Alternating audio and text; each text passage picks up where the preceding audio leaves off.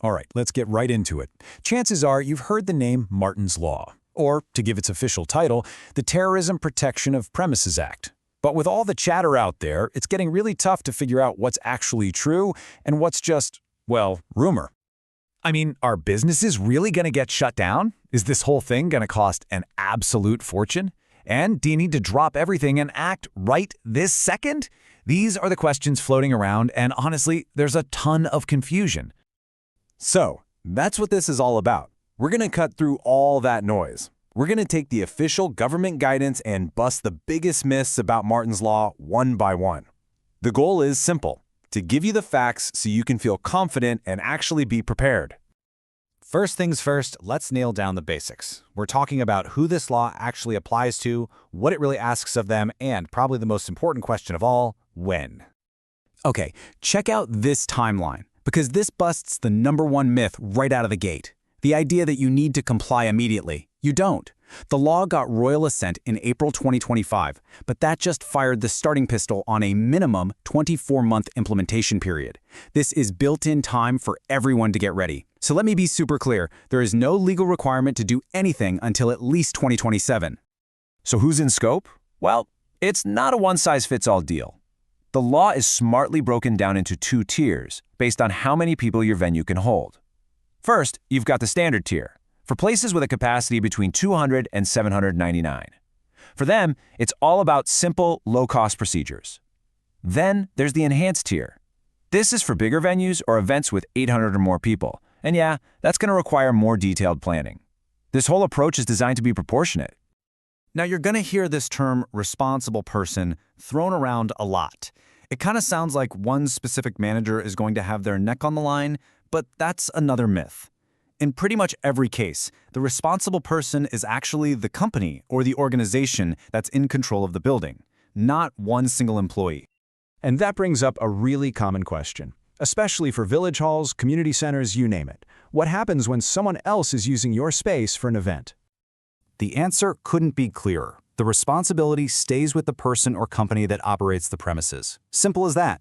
Now, you might have stuff about security in your hiring contracts, but the ultimate legal duty under this new act, that does not get passed on to the person who's just hiring your space for the day.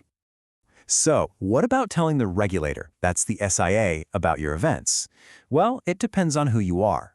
If you're a big, enhanced tier venue like a concert hall, you're already covered. You do not need to tell them about every single show.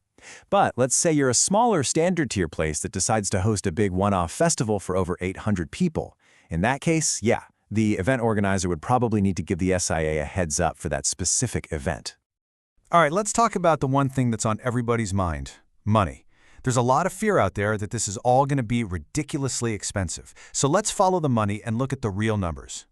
For standard tier premises, remember that's venues with a capacity up to 799, the government's own official estimate puts the average annual cost at just £330. Now, for those larger, enhanced tier premises, that number does go up. We're looking at an estimated £5,210 a year. But hang on, because we need to add some really important context to both of those figures. And this quote right here from the official guidance says it all, especially for the standard tier. The costs are mainly about staff time, things like training and walking through your plans. It explicitly says there is no requirement to go out and buy expensive new gear like CCTV or fancy alarms. Okay, fine. But what about the hidden costs? I mean, surely there are going to be fees for inspections from the regulator or charges for registering your venue, right? Well, nope. That is another major myth we can bust right now. The guidance is crystal clear on this. The Security Industry Authority, the SIA, will not charge any fees for inspections, for any advice they give you after an inspection, or for notifications. It's all free. And that free support doesn't end there. The government's entire approach is to make this as accessible as possible. They're going to publish free, easy-to-follow guidance for everyone. You do not need to go out and hire expensive consultants or buy special compliance products. In fact, they specifically say they don't endorse any of them. There are already fantastic free resources you can use right now on the Protect UK website. Okay, so we know the timeline, we know the costs. Now for that last big piece of the puzzle. What happens if you don't comply?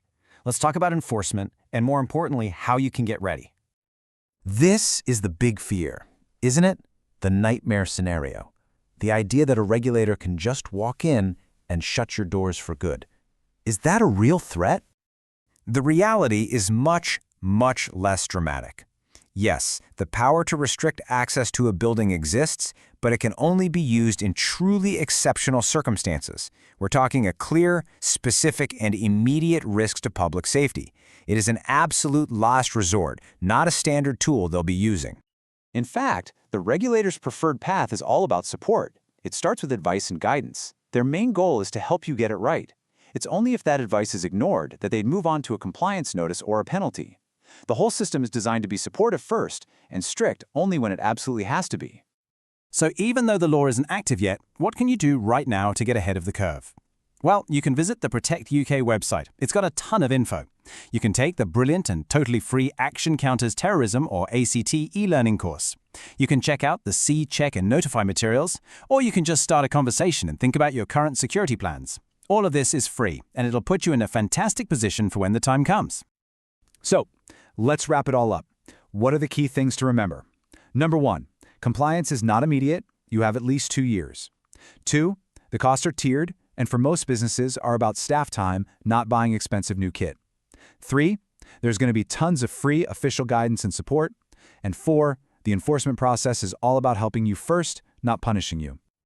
Look, Martyn's Law isn't something to be feared. It's an opportunity to be prepared. So now that you have the real story, free from all the myths, the question really changes. It goes from, what do I have to do, to something much better. How can we all work together to build a stronger, more resilient culture of safety for everyone?